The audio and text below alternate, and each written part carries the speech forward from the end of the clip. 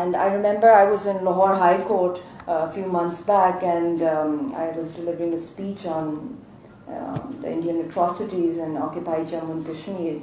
And we came up with this idea of forming some kind of lawyers' commission where different experts, you have Ishtaq Gilani Saab, he knows about that idea that I floated there. And I was surprised that there were so many young and senior lawyers, experts in international law and humanitarian law, and they came forward and they said, yes, we'll work on this because nobody has ever approached us in this way. And I was like, I'm looking for another Jinnah for Kashmir. I want freedom. I want somebody to come out and speak for our rights. But I'm a person who's at the forefront of the freedom struggle. My husband right now is in a death cell in Tihar jail, and he was arrested on 22nd of February on my 10th wedding anniversary. And I remember I put an online tweet that it's been 10 years to our marriage and we've only spent 60 days together, and I wished him all the best of luck and prayers. And I started getting a lot of negative messages, like trolling on it, that, this would be your last wedding anniversary with Yasin.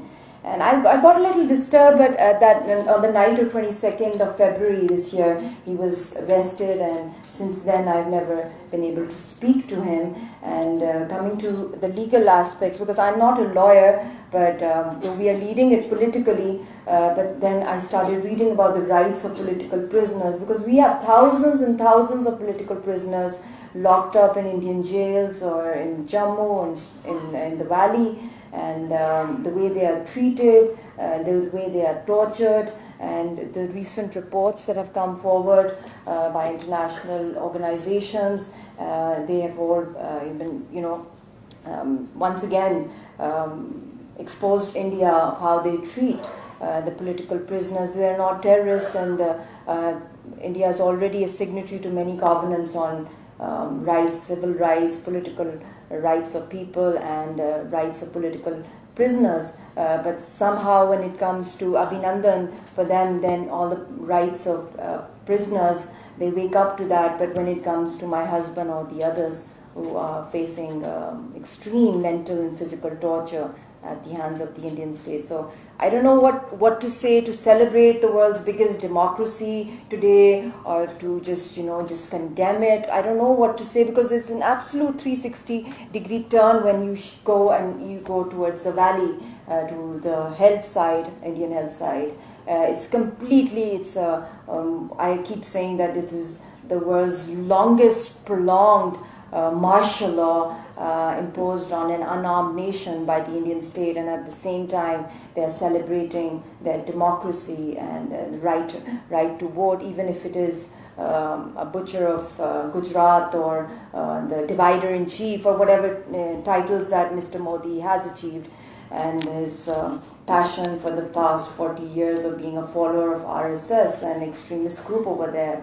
But since he's come into power, so everybody's accepted it. But why don't we, the people of Indian occupied Jammu and Kashmir, and when we already have so many resolutions in our favor, our right to freedom, I think every human being, according to the Universal Human Rights Charter, has a right to honor, dignity and freedom. But somehow it's a pipe dream for the people under oppression. And why can't we get our political democratic right, where majority of our struggle, 99.5%, is peaceful struggle against the highest occupation of the world. And somehow we never get credit for that, though extreme level of violence and weapons have been used against us by the Indian forces, and be it pellets, be it phosphorus shells, be it shooter guns, be it their torture cells. There is absolutely no political voice. The face of our movement, our Hurriyat leadership, they're locked up, as my husband is in a death cell in Tihar. Saeed Ali Gilani Saab is house arrested for decades.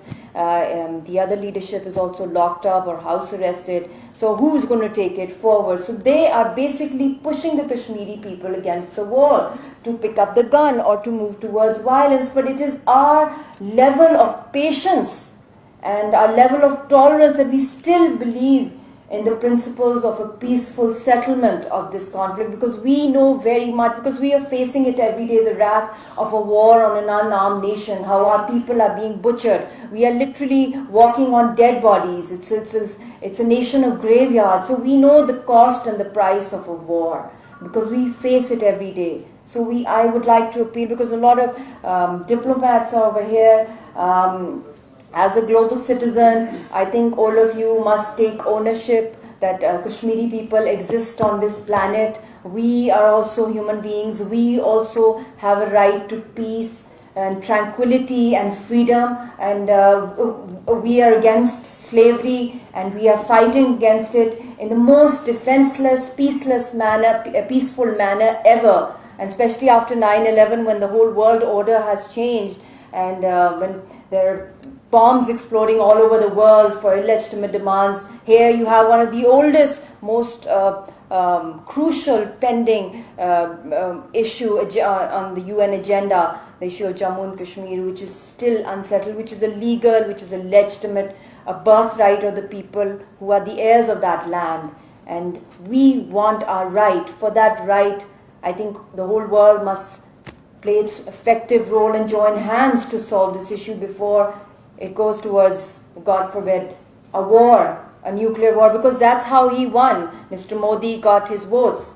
If you recall the kind of speeches that he gave during his jalsas, the anti-Pakistan, anti-Kashmir, bashing the hyper-propagandistic approach, over-aggressive national security policy, and whatever policies that they have applied in the past, they've been of aggression. They've not been of dialogue. So this is the key time to put pressure on the new government that comes into power in India, that, you know, assert the international pressure for global and regional peace. Because, mind you, the whole world will be affected if, God forbid, even if the micro war erupts, it can go towards a whole large-scale war. And I've mentioned this quite a few times, that we are standing on a nuclear ticking time bomb.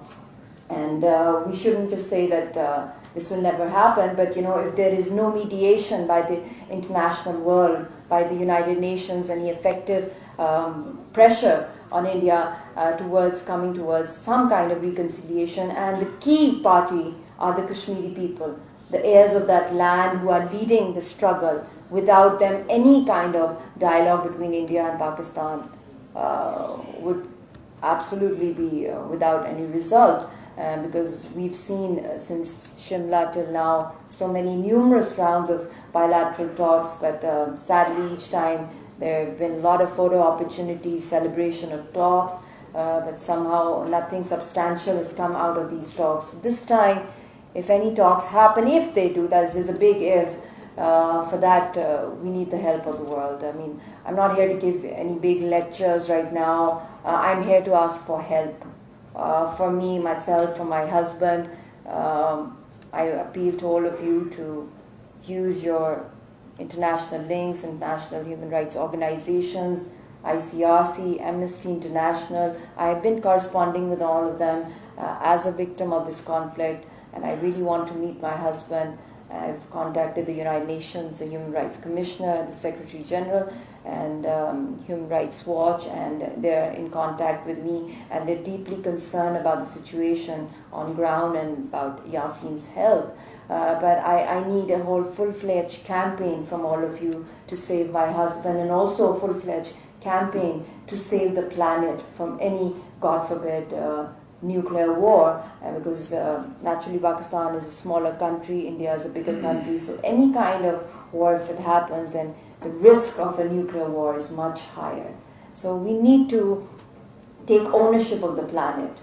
We need to become the voice of oppressed people. We need to support all those voices that are following the path of non-violence and peaceful struggles. And I think the champion of non-violence and peaceful struggle are the people of Indian-occupied Jammu and Kashmir, who are combating. Just imagine every day against the highest occupation, even right now, the elections that took place. What kind of elections were there? There was hardly any voter turnout in Indian-occupied Jammu and Kashmir. I mean, very few people came out to the polling booth, and they were pushed outside of their homes to take few footages by the Indian media to spread it all across, and those false surveys that a lot of people participated. And if they think that 27 or 30% or 35% people came out, then why are they so insecure? Why do they have this army, so many forces, reserve police everywhere in every nook and corner? Because that's all, there's like military footprints at every mile, every inch, every kilometer. So that's what we see over there. So we really need to effectively play a role that can help the people of this oppressed nation. And I would appeal to the people, the diplomats sitting here, the professors, the journalists, the writers, artists, all of you in your own personal capacity as well. Please raise a voice for peace, raise a voice for freedom, and raise a voice for people of Jammu and Kashmir. Even if you can just 2 lines on social media, on the mobiles, on your Twitter, or some kind of article, or you can discuss it with your friends, your loved ones, that if we want a safer planet for the future generations, let's raise a voice for the people of Jammu and Kashmir, whose voice has been silenced. They're being curfewed.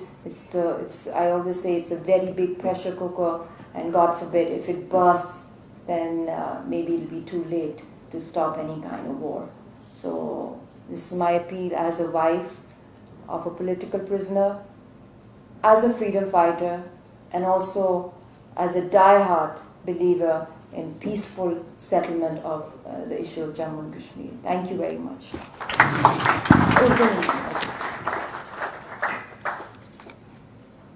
میں بہت شکر گزار ہوں global and strategic studies institute کی کہ انہوں نے مجھے دعوت دی. آج موقع بھی بہت ہی کروشل ہے.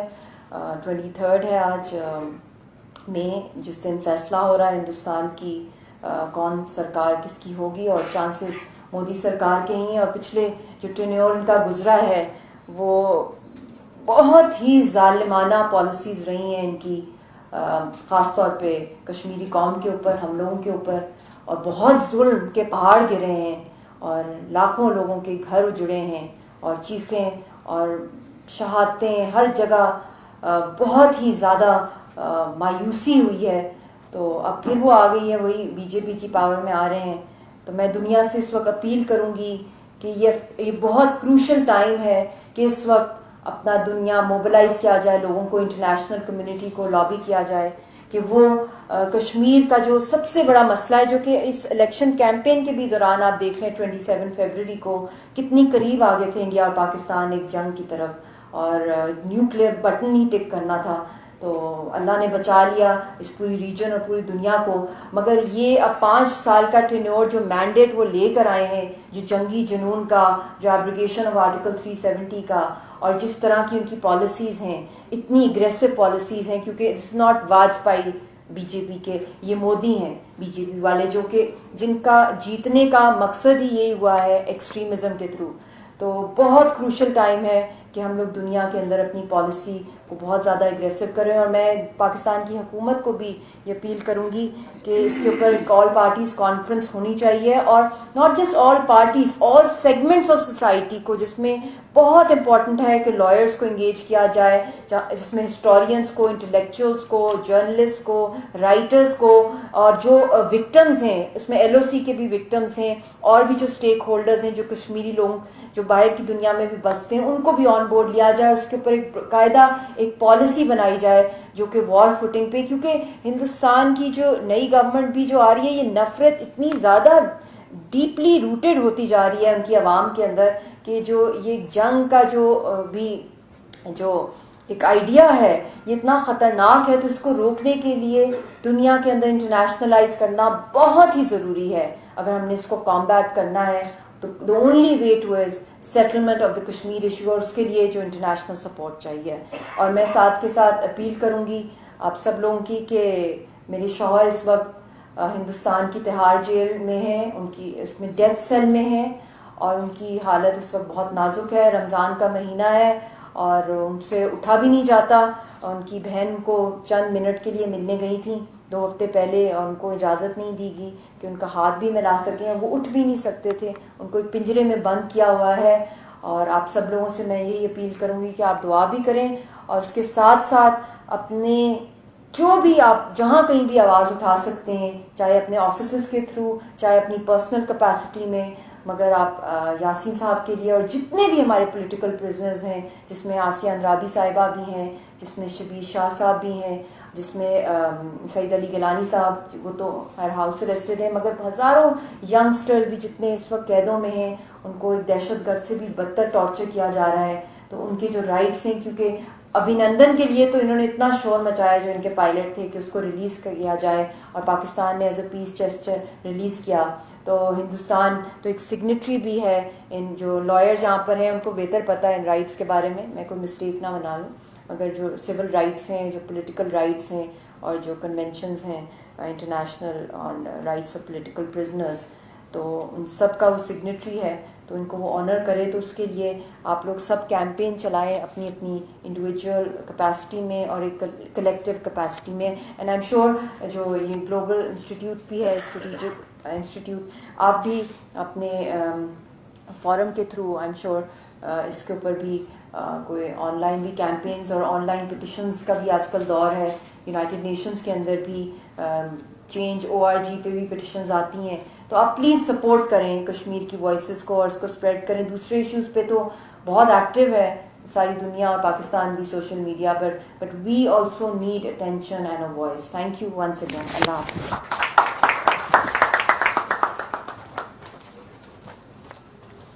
Thank you very much, ma'am, and we really support your Kashmir's freedom movement. And